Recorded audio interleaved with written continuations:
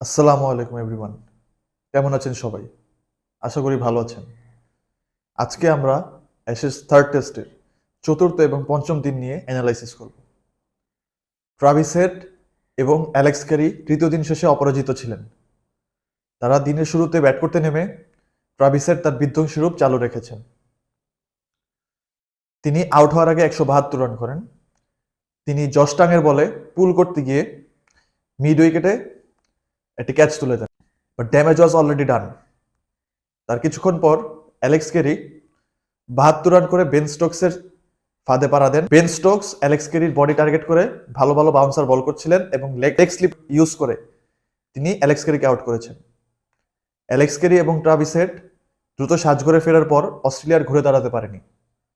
অস্ট্রেলিয়ার tail endure যারা Mitchell Starc, Pat Cummins, তারা ব্যাটিংয়ে প্রায় ভালো রেসপন্সিবিলিটি শো করলেও সেদিন ঘুরে দাঁড়াতে পারেনি।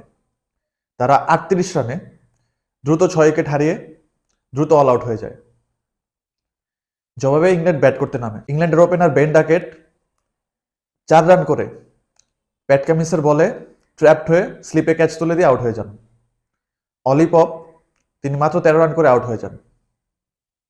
One of the greatest test batsman in our generation Joe Root, তিনি একটি হোপ দেখাচ্ছিলেন ইংল্যান্ডকে। তিনি কমফোর্টেবল ছিলেন মোটামুটি, but Pat Cummins was too good. তিনি outside off stump cross seam ডেলিভারিতে জো রুটকে সাজঘরে ফেরান। টেস্ট ক্রিকেটে এখন পর্যন্ত জো রুটকে সবচেয়ে বেশিবার প্যাট কামিন্স সাজঘরে ফিরেছেন।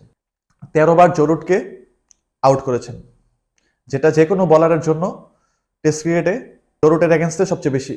হ্যারি ব্রুক, তার উপর ইংল্যান্ড ডিপেন্ড করে মিডল অর্ডারে, বাট তিনি মাত্র ৩০ রান করে আউট হয়ে যান। বেন স্টোকস তিনি ফার্স্ট ইনিংসে ৮৪ রানের একটি অনবদ্য ইনিংস খেললেও দ্বিতীয় ইনিংসে তিনি খুব একটা সুবিধা করতে পারেনি। তিনি মাত্র ৫ রান করে সাজঘরে ফিরে যান। নাথান লায়ন তিনি হ্যারি ব্রুক এবং বেন স্টোকস দুজনকেই সাজঘরে ফিরেছেন। নাথান লায়নের বলে খুব একটা ভেরিয়েশন নেই, বাট তিনি একটা সাইড আর্ম ডেলিভারিতে বেন স্টোকসকে অসাধারণভাবে বোল্ড করেন। বেন স্টোকস বারবার ফ্রন্ট ফুটে এসে নাথান লায়নকে ট্যাকেল করছিলেন, বাট নাথান লায়ন তিনি একটি গুড লেন্থের বল করেন।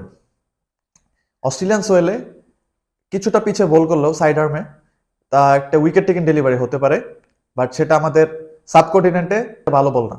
সিরাজ কোহলি ইংল্যান্ডের ওপেনার, তিনি একা লড়াই করে গেছেন। তিনি ৮৪ রানের একটি ক্লাসি ইনিংস খেলেন। তিনি প্যাট কামিন্সকে খুবই অসাধারণভাবে মিড উইকেটের উপর দিয়ে পুল করে দুর্দান্ত কিছু বাউন্ডারি আদায় করে নেন।